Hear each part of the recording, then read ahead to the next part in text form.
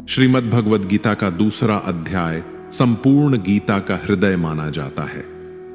इसी अध्याय में भगवान श्री कृष्ण ने अर्जुन को पहली बार आध्यात्मिक ज्ञान दिया।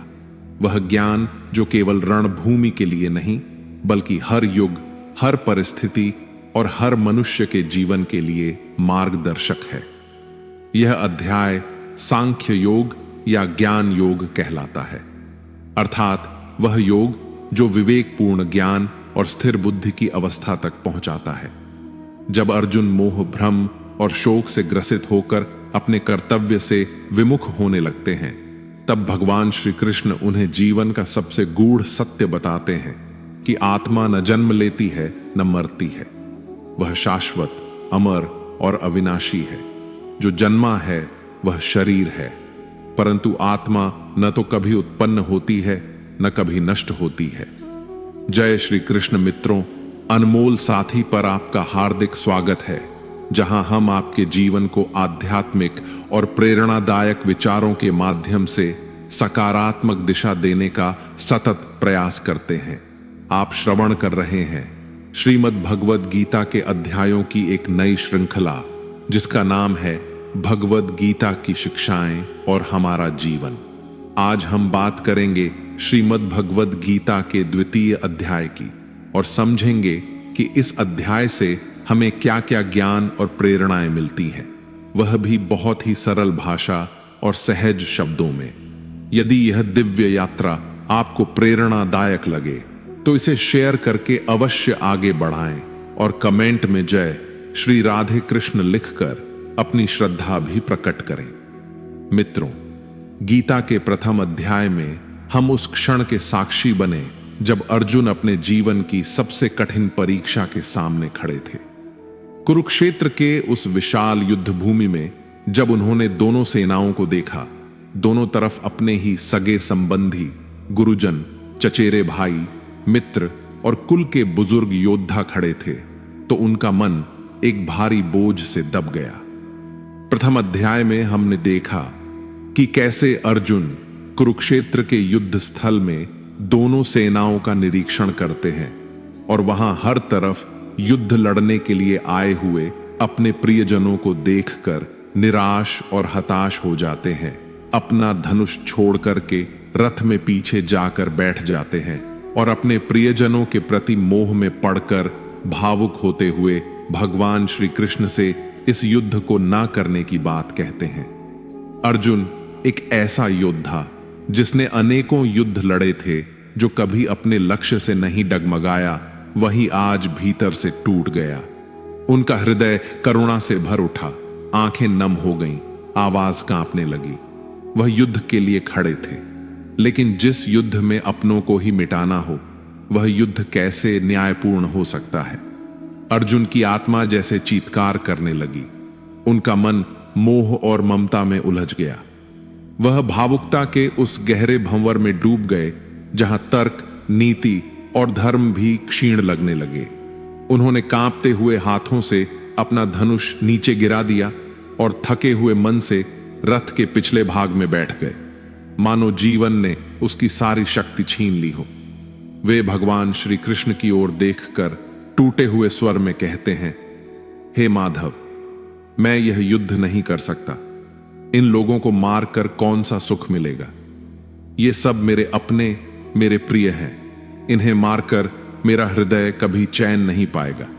मैं अब कुछ नहीं जानता, बस आप ही बताइए मैं क्या करूं। दोस्तों, भगवद गीता का दूसरा अध्याय हमें जीवन की उन गहराइयों से परिचित कराता है जहां भावनाएं, आत्मा, मृत्यु, पुनर्जन्म और निर्णय की शक्ति एक दूसरे से गूंथी हुई प्रतीत होती है। यह अध्याय न केवल हमारे आंतरिक संघर्षों को शांत करने का मार्ग दिखाता है, बल्कि यह भी सिखाता है कि क्रोध क्यों आता है, उसका मूल कारण क्या है और हम कैसे हर परिस्थिति में संतुलित और प्रसन्न रह सकते हैं। इस अध्याय की शुरुआत होती है जब धनुर्धर अर्जुन शोक कर रहे होते हैं, कह रहे होते हैं कि अगर मैं युद्ध करूंगा तो मुझे पाप लगेगा, दुख प्राप्त होगा, अपनों को मार करके मुझे कैसे सुख प्राप्त हो सकता है।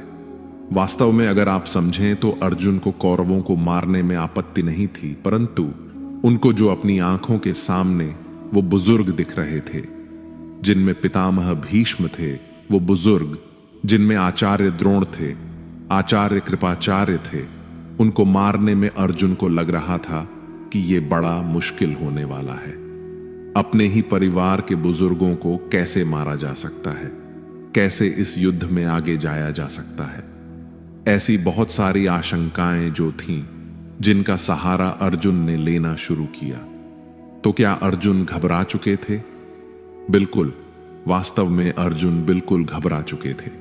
वे बहुत कुछ कह रहे थे, अनेक तर्क दे रहे थे, परंतु वह सब एक व्याकुल आत्मा की पुकार थी, जो केवल सत्य जानना चाहती थी, धर्म और अधर्म का अंतर समझना चाहती थी। लेकिन अब तक भगवान श्री कृष्ण मौन थे। अभी तक भगवान श्री कृष्ण ने उनसे कुछ भी नहीं कहा, एक शब्द भी नहीं कहा। उन्होंने अर्जुन को उनकी पूरी वेदना, उनकी सारी दुविधाएं व्यक्त करने दी, क्योंकि वे जानते थे जब तक मन का बोझ बाहर नहीं निकलेगा तब तक ज्ञान का दीप जलाना कठिन है। और अब अर्जुन को जरूरत थी प्रेरणा की, सच्चाई को जानने की।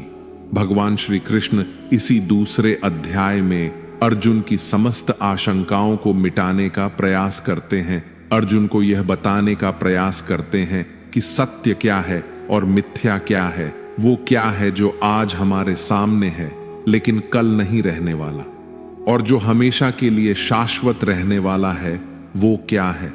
वो भगवान श्री कृष्ण इसी अध्याय में बताते हैं।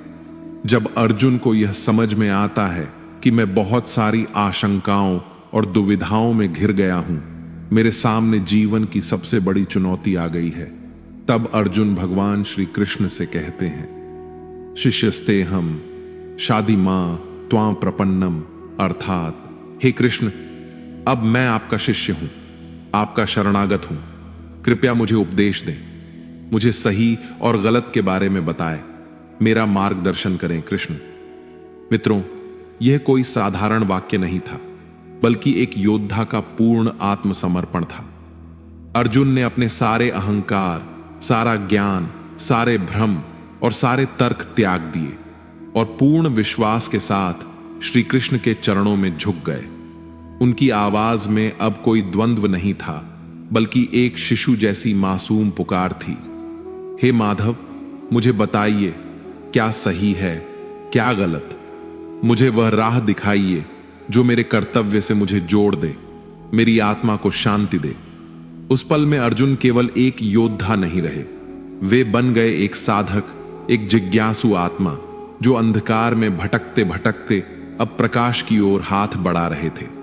मित्रों, भगवत गीता का यह क्षण अत्यंत महत्वपूर्ण है, जब प्रथम बार अर्जुन, जो श्री कृष्ण के परम मित्र और ममेरे भाई थे, भगवान श्री कृष्ण को अपना गुरु बनने की प्रार्थना करते हैं। अर्जुन श्री कृष्ण के सम्मुख यह स्वीकार करते हैं कि उन पर कार्पण्य दोष हावी हो गया है या उनका आचरण कायरों जैसा हो गया है, और इसीलिए वह श्री कृष्ण को अपना गुरु बनने और उन्हें धर्म के पथ पर चलने का उपदेश देने के लिए निवेदन करते हैं। मित्रों, जीवन में जब हम बहुत सी चुनौतियों में घिर जाते हैं, तब हमें समझ में आता है कि जीवन का वास्तविक अर्थ समझने के लिए मुझे किसी योग्य और प्रामाणिक सद्गुरु की आवश्यकता है, जो हमें सही मार्ग दिखाकर हमारा मार्गदर्शन कर सके। और अर्जुन के सामने तो साक्षात भगवान स्वयं खड़े थे। अर्जुन अब तक जिन श्री कृष्ण को अपना केवल एक सखा मान रहे थे और उनके सामने युद्ध ना लड़ने के लिए तरह तरह की आशंकाएं और तर्क प्रस्तुत कर रहे थे, वो अब श्री कृष्ण को अपना गुरु स्वीकार करके स्वयं को उनका शिष्य मान लेते हैं और स्वयं को पूरी तरह श्री कृष्ण की शरण में सौंप करके उनसे आग्रह करते हैं कि हे कृष्ण, मैं सही और गलत को नहीं समझ पा रहा हूं, इसलिए मैं आपकी शरणागत हूं, मेरा मार्गदर्शन करो कृष्ण। अर्जुन की दुविधा और संशय को देखकर भगवान श्री कृष्ण मुस्कुराकर अर्जुन को देखने लगे। भला कोई मनुष्य उनसे हृदय से कुछ मांगे और वे ना दे, ऐसा भी कभी हो सकता है क्या? वे जानते थे कि यह केवल अर्जुन की नहीं, हर उस आत्मा की स्थिति है जो जीवन की चुनौतियों के सामने घबरा जाती है। और जब कोई मनुष्य सच्चे हृदय से मार्ग मांगता है, तब भगवान कभी मौन नहीं रहते। और यही से शुरू होता है भगवत गीता का वह दिव्य ज्ञान जो आपको भी अर्जुन की तरह ही ध्यान से सुनना और समझना चाहिए। बहुत ही ध्यान से सुनिएगा मित्रों। अब दूसरे अध्याय में वही श्री कृष्ण बोलते हैं, जिनके शब्द केवल शब्द नहीं बल्कि जागृति की किरणें हैं। अब वे अर्जुन की हर आशंका को करुणा, धैर्य और दृढ़ता से मिटाने का प्रयास करते हैं। वे अर्जुन को समझाते हैं कि क्या सत्य है और क्या असत्य, क्या शाश्वत है और क्या केवल एक भ्रम। श्री कृष्ण अर्जुन की ओर देखकर गंभीरता और करुणा से कहते हैं, हे अर्जुन, यह तुम्हें अचानक क्या हो गया है? तुम तो ऐसी बातें कर रहे हो जो किसी बड़े बड़े ज्ञानियों को शोभा देती हैं, लेकिन तुम्हारा हृदय तो मोह और ममता से जकड़ा हुआ है। तुम जीवन और मृत्यु की चिंता में पड़े हो, लेकिन सच्चा ज्ञानी न तो मरने वालों का शोक करता है और न ही वह बीते हुए कल पर रोता है और न ही आने वाले कल को लेकर घबराता है। वह जानता है जो होना है वह होकर रहेगा और जो नहीं होना है वह लाख चाहने पर भी नहीं होगा। ऐसा निश्चय जिसकी बुद्धि में आ जाता है, उसे कोई दुख नहीं सताता, उसे कोई चिंता नहीं घेरती। तुम जैसे योद्धा को किसी दूसरे की मृत्यु को लेकर डरना नहीं चाहिए। और वैसे भी तुम्हें क्या लगता है, क्या ये लोग तुम्हारे मारने से मर जाएंगे?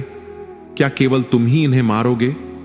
हे अर्जुन, इन सब का भी एक अतीत था, पिछला जन्म था और भविष्य में एक और जन्म भी होगा।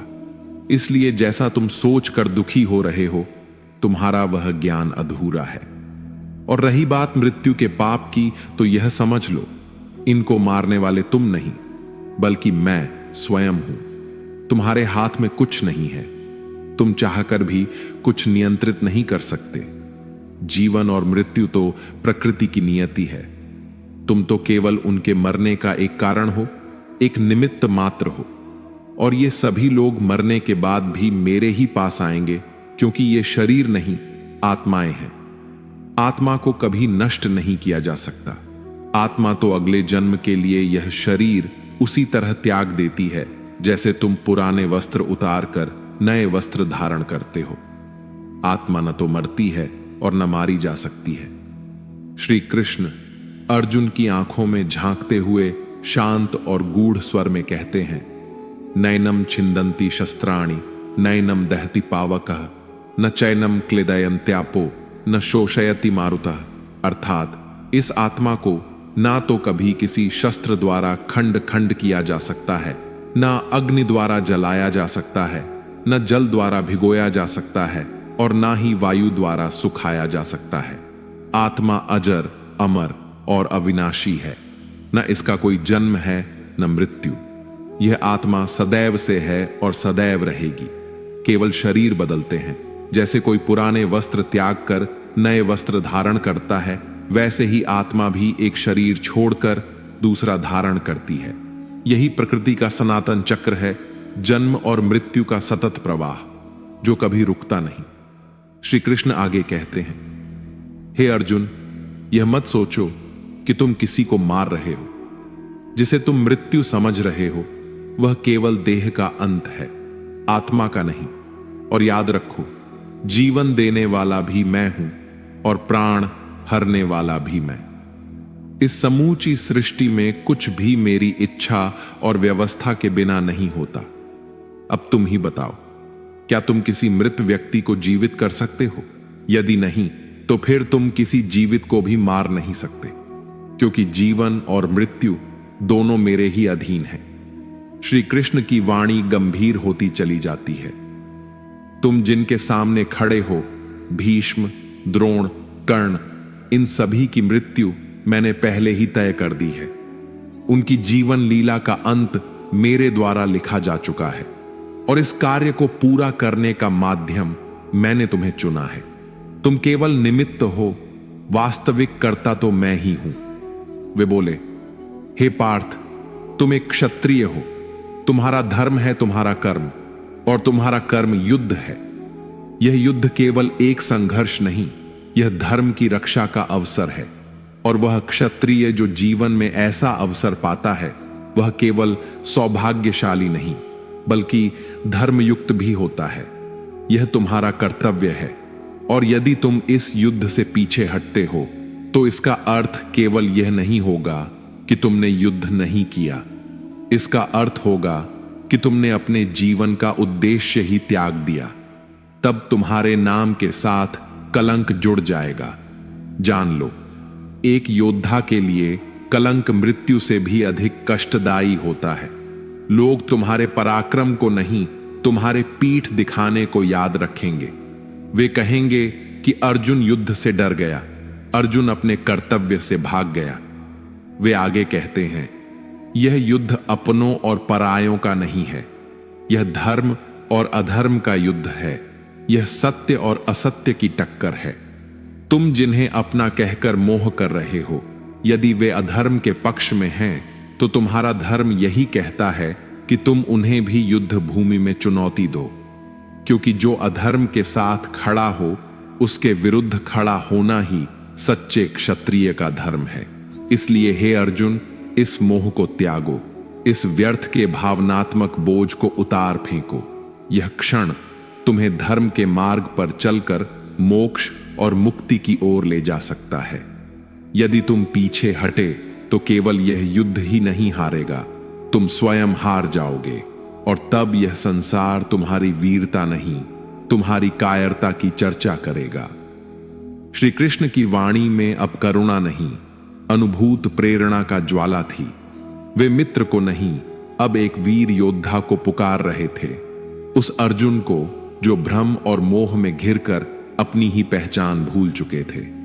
वे बोले, हे अर्जुन, यदि आज तुम इस युद्ध भूमि से पीछे हटते हो तो याद रखना, सारा संसार तुम्हें कायर, नपुंसक और डरपोक कहेगा। वे लोग जो कभी तुम्हारे पराक्रम की सराहना करते थे, जिनकी आंखों में तुम्हारे लिए सम्मान था, वही लोग तुम्हारा उपहास करेंगे, तुम्हारी वीरता पर प्रश्न उठाएंगे। उनकी बातों से तुम्हारे हृदय को जो पीड़ा होगी, वह किसी भी मृत्यु से अधिक गहरी होगी। इसलिए हे पार्थ, अब सुख दुख, लाभ हानि, जय पराजय, इन सब को छोड़ दो। अपने विचारों को स्थिर करो, अपने मन को धर्म के लिए अडिग बनाओ और वीरता के साथ धनुष उठाओ। यह युद्ध ही तुम्हारा मार्ग है, और इस मार्ग पर चलकर या तो तुम युद्ध में वीर गति को प्राप्त करके मेरे चरणों में आओगे, या फिर विजय होकर इस धरती पर धर्म की स्थापना करोगे और यश की प्राप्ति करोगे। दोनों ही स्थितियां तुम्हारे लिए कल्याणकारी हैं। आगे श्री कृष्ण बोलते हैं, कर्मण्येवाधिकारस्ते मां फलेषु कदाचन मां कर्म फल हेतुर्भूर्मा ते संगोस्त्व कर्मणि। अर्थात तुम्हें अपने निश्चित कर्मों का पालन करने का अधिकार है, लेकिन तुम अपने कर्मों का फल प्राप्त करने के अधिकारी नहीं हो। तुम स्वयं को अपने कर्मों के फलों का कारण मत मानो और न ही अकर्मा रहने में आसक्ति रखो। तुम कर्म करने से पहले ही उसके परिणामों को लेकर डर रहे हो, घबरा रहे हो, लेकिन यह मत भूलो, फल देने वाला मैं हूं। तुम्हारा कर्तव्य है केवल कर्म करना, निष्काम भाव से, बिना मोह, बिना आशा, बिना भय के। और जब तुम ऐसा करोगे तब मैं स्वयं तुम्हारे हर कर्म को धर्म में बदल दूंगा। तुम अपना काम करो अर्जुन, मैं अपना कार्य कभी नहीं टालता। तुम्हारा एक एक कदम यदि वह धर्म के लिए है तो मैं उसे स्वयं संवार दूंगा। श्री कृष्ण की गूढ़ और गहन बातों को सुनकर अर्जुन का मन कुछ क्षणों के लिए शांत हुआ, लेकिन भीतर अब भी एक हलचल बाकी थी, एक प्रश्न जो उनकी आत्मा को कचोट रहा था। वह श्री कृष्ण की ओर देखते हैं।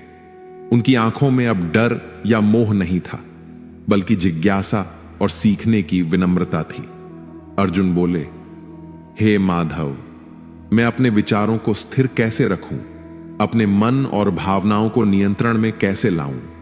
बताइए, यह मैं कैसे करूं? श्री कृष्ण ने अर्जुन के भीतर उठते इस सुंदर और गहरे प्रश्न को अत्यंत प्रेम और गंभीरता से सुना। उनके चेहरे पर एक सौम्य मुस्कान थी, जैसे एक सच्चा गुरु अपने जिज्ञासु शिष्य की अंतरात्मा को पढ़ रहा हो।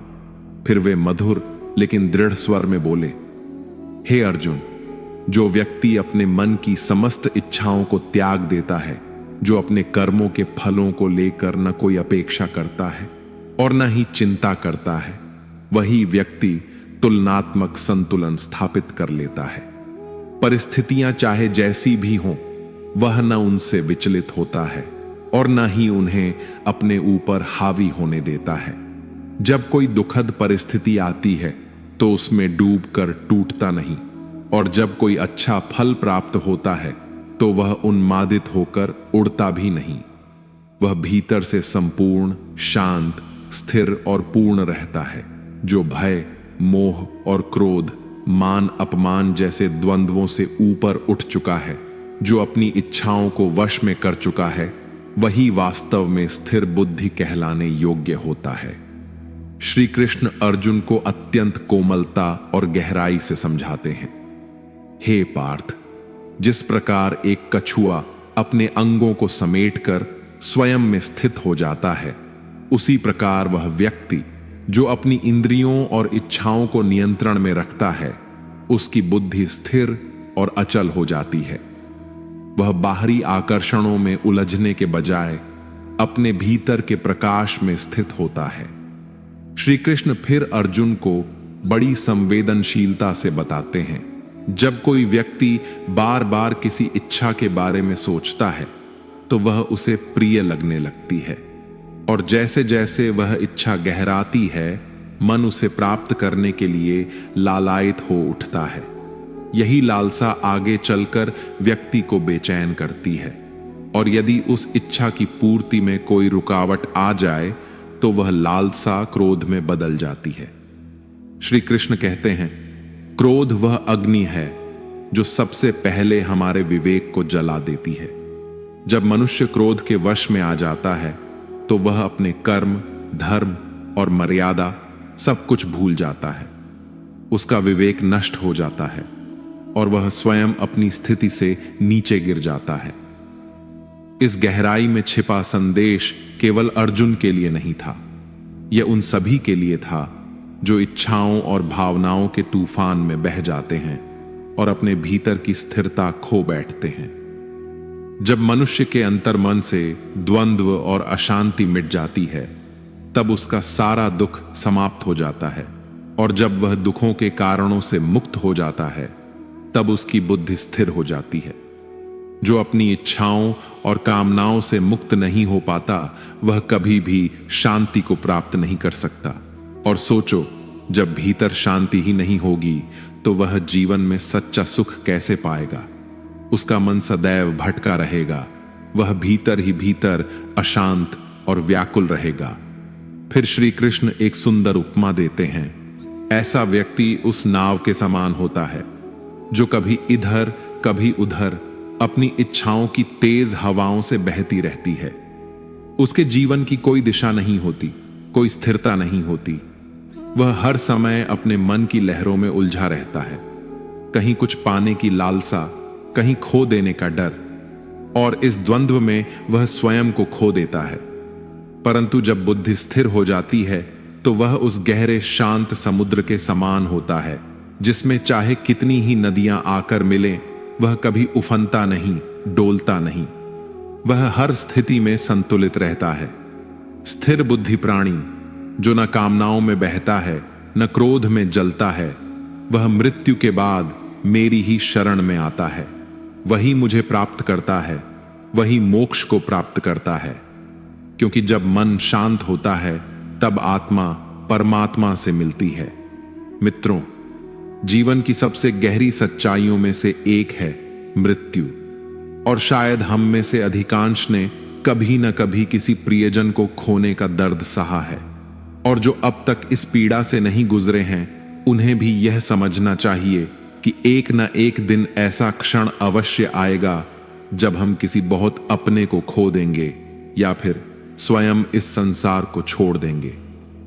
यह एक कठोर सच्चाई है, लेकिन इसमें उदासी में डूबने की आवश्यकता नहीं है, क्योंकि स्वयं भगवान श्री कृष्ण ने हमें यह दिव्य ज्ञान दिया है कि हम न तो अपने जन्म से पहले थे, न मृत्यु के बाद रहेंगे, परंतु फिर भी हम पूर्ण रूप से समाप्त नहीं होते। हम आत्मा रूप में इस ब्रह्मांड में सदा किसी न किसी रूप में विद्यमान रहते हैं। मृत्यु कोई अंत नहीं, बल्कि एक परिवर्तन है, एक द्वार है, या तो पुनर्जन्म का या फिर उस परमात्मा में लीन हो जाने का जिससे हम उत्पन्न हुए हैं। और जब अंत में हम सबकी आत्माएं उसी एक दिव्य स्रोत में लौट जाती हैं, तो फिर हमें इतना भावुक और भयभीत क्यों होना चाहिए? श्री कृष्ण कहते हैं, हम यह शरीर नहीं है, यह तो एक अस्थाई वस्त्र है जिसे आत्मा कुछ समय के लिए धारण करती है। हम आत्मा हैं, शुद्ध, शाश्वत, अमर, और वह आत्मा परमात्मा का ही अंश है। जब हमारी सच्ची पहचान ही ईश्वर से जुड़ी है, जब हमारे भीतर वह दिव्य चिंगारी है, तो फिर क्यों ना हम इसी जीवन में उस परमात्मा से मिलने का प्रयास करें। यह संसार, ये संबंध, ये मोह सब माया है। यह केवल एक नाटक है, एक लीला है जिसे स्वयं परमात्मा ने रचा है। मित्रों, अर्जुन भी उस क्षण गहरे मोह और भावनात्मक भ्रम में फंसे हुए थे।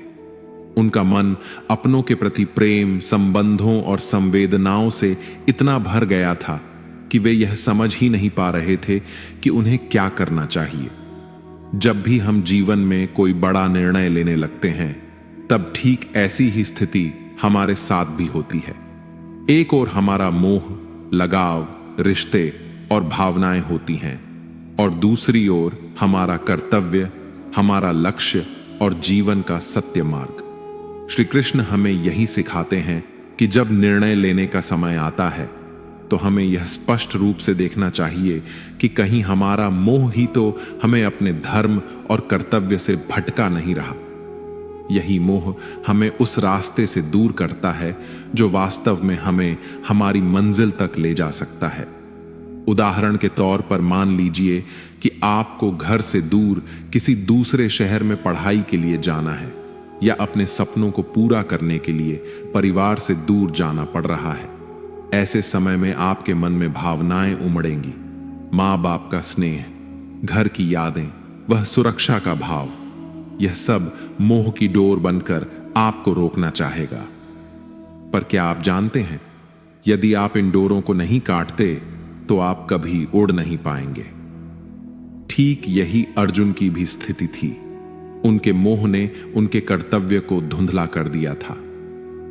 वह धर्म और अधर्म के बीच का अंतर नहीं समझ पा रहे थे, क्योंकि उनका हृदय अपनों के लिए रो रहा था। मित्रों, हर निर्णय में, हर मोड़ पर हमें यह पहचानना बहुत आवश्यक होता है कि हमें क्या छोड़ना है और क्या थामना है। सफलता और आत्मिक संतुलन तभी प्राप्त होते हैं जब हम मोह से ऊपर उठकर यह समझ पाते हैं कि हमारा सच्चा कर्तव्य क्या है और उसके लिए कौन सा त्याग आवश्यक है। इसके बाद आइए उस गहराई को समझें जहां हमारी समस्याओं की असली जड़ छिपी होती है। मित्रों, हमारे जीवन के दुखों का सबसे बड़ा कारण कोई बाहरी परिस्थिति नहीं, बल्कि हमारी अपनी इच्छाएं हैं, और उन इच्छाओं के बारे में बार बार सोचते रहना। हम किसी चीज को चाहते हैं, बार बार उसकी कल्पना करते हैं, मन में उसके रंगीन चित्र बनाते हैं, और धीरे धीरे वह इच्छा हमारी आवश्यकता नहीं, हमारा जुनून बन जाती है। जब हम उन इच्छाओं को पूरा करने के लिए प्रयास करते हैं, तो हम पूरे मन से, पूरी उम्मीद के साथ जुट जाते हैं। लेकिन जैसे ही किसी कारणवश वह प्रयास विफल हो जाता है, तो उसी क्षण हमारे भीतर एक आग जन्म लेती है। वह आग है क्रोध। और यह क्रोध एक ऐसे धीमे जहर की तरह होता है जो न केवल हमारी बुद्धि को नष्ट करता है, बल्कि हमारे रिश्ते, हमारा धैर्य, हमारी आत्मा की शांति, सब कुछ जला देता है। श्री कृष्ण कहते हैं कि यदि यह क्रोध आपके भीतर घर कर गया और आपने उसे समय रहते नहीं छोड़ा, तो आप जीवन भर खुश नहीं रह सकते। आपकी मुस्कान क्षणिक होगी, और भीतर एक अधूरी बेचैनी हमेशा बनी रहेगी, क्योंकि यह संसार बाहर का नहीं है, यह तो आपके ही विचारों का प्रतिबिंब है। जैसे विचार आपके मन में होंगे वैसा ही संसार आपको दिखेगा। अब आप यह सोच सकते हैं, यदि जीवन में कोई इच्छा ही न रहे तो फिर हम कैसे आगे बढ़ेंगे, सफलता कैसे मिलेगी, नाम, पहचान, सम्मान, यह सब कैसे प्राप्त होगा? और यही प्रश्न अर्जुन के मन में भी था। श्री कृष्ण ने बड़े प्रेम और गहराई से स्पष्ट किया। वे कहते हैं, इच्छा छोड़ने का अर्थ यह नहीं है कि आप जीवन में लक्ष्यहीन हो जाएं या कुछ भी न करें। इसका वास्तविक अर्थ है, सबसे पहले आप अपने कर्म को पहचानिए। यह जानिए कि आपका वास्तविक कर्तव्य क्या है, वह कार्य क्या है जो आपको भीतर से पुकार रहा है, जो आपके जीवन का उद्देश्य है। जब आपको यह स्पष्ट हो जाए कि आपको क्या करना है, तब फल की चिंता किए बिना, सफलता की लालसा या असफलता के भय से मुक्त होकर उस कार्य को पूरी निष्ठा, श्रद्धा और समर्पण के साथ कीजिए, जैसे वह कार्य आप नहीं स्वयं भगवान कर रहे हो। इसलिए कर्म कीजिए, पर उसे ईश्वर को समर्पित करके। फिर देखिए जीवन कितनी सुंदरता, शांति और आनंद से भर उठता है। गीता का दूसरा अध्याय हमें यही सिखाता है कि जीवन एक कर्म भूमि है, रणभूमि नहीं। और यदि हम अपने कर्म ईश्वर को अर्पित कर दें तो हर कार्य साधना बन जाता है। जब मन शांत होता है तब आत्मा परमात्मा से मिलती है। और यही है गीता के दूसरे अध्याय का शाश्वत संदेश। मित्रों, आपने इस अध्याय से क्या सीखा, कमेंट में जरूर लिखें। अगर आपको हमारा प्रयास पसंद आया हो तो इसे लाइक करें और अपने परिजनों के साथ अधिक से अधिक शेयर करें। और ऐसे ही ज्ञानवर्धक वीडियो देखने के लिए हमारे चैनल को सब्सक्राइब करें और घंटी का बटन भी दबाएं। अंत तक मुझे सुनने के लिए आपका बहुत बहुत धन्यवाद। अगर भगवद गीता के इस वीडियो में मुझसे कोई भी त्रुटि हो गई हो तो मैं क्षमा प्रार्थी हूं। मिलते हैं जल्दी ही श्रीमद् भगवद गीता के तीसरे अध्याय की ऐसी ही आसान और सरल व्याख्या के साथ। तब तक के लिए अपना ध्यान रखें, स्वस्थ रहें, प्रसन्न रहें। जय श्री राधे कृष्ण, राधे राधे।